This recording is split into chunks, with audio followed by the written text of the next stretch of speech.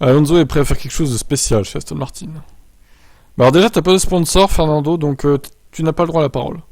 Les gens qui n'ont pas de sponsor sur leur voiture doivent se taire. Non, en vrai, c'est bizarre quand même. Ah bah on a l'explication là. Alors, un vierge de sponsor pour respecter les contrats encore en cours avec Alpine.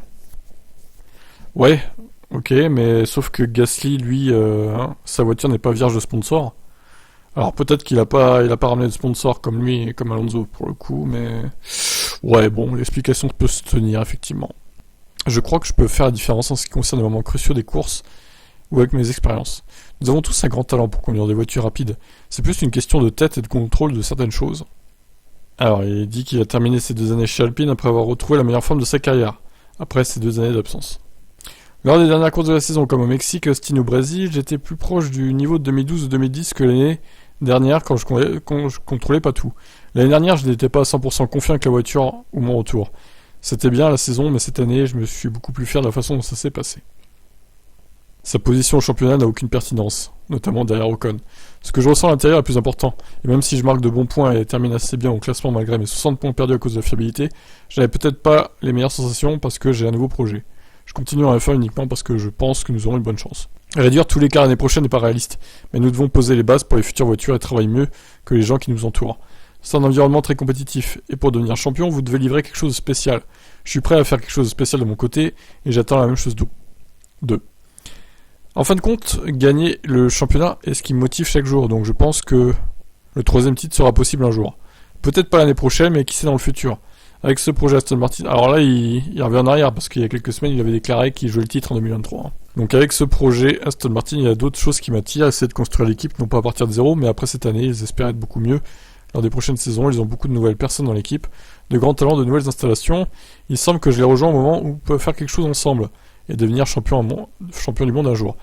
Ouais, un jour, mais bon, t'as plus 30 ans, hein, Fernando. Tes saisons sont comptées en Formule 1.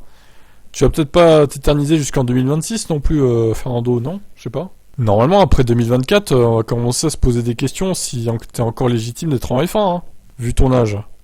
Je ne sais pas si je piloterai encore cette année-là, quand la voiture pourra devenir championne, mais j'espère que je serai toujours dans l'organisation d'une manière ou d'une autre, et que je serai fier d'avoir participé à ce titre. En effet, là je commence à être un facteur pour Alonso, qui a déclaré qu'il s'attendait à continuer en F1 pour au moins 2 à 3 ans. Je vais prendre les choses d'année en année. La saison dernière, j'étais peut-être pas à 100%. Si je fais quelques saisons comme ça, comme l'année dernière, peut-être que j'arrêterai. Mais si je conduis comme je l'ai fait cette année par exemple, je continuerai quels que soient les résultats l'année prochaine, car je sais que l'équipe, je sais ce que je peux donner à l'équipe. Il admet qu'il avait dû adapter sa préparation pour la F1 en vieillissant. Je dois changer beaucoup de choses, je dois changer quelques-unes de mes routines d'entraînement, mes voyages, mes événements. La F1 est exigeante, en énergie, en hors-piste également. Je dois donc, peut-être, être plus efficace dans de nombreuses choses que je fais le week-end ou la semaine. Sur le plan physique, je dois faire encore beaucoup plus que ce que j'avais l'habitude de faire. Et j'ai plus 20 ans. Et oui, il a plus 20 ans.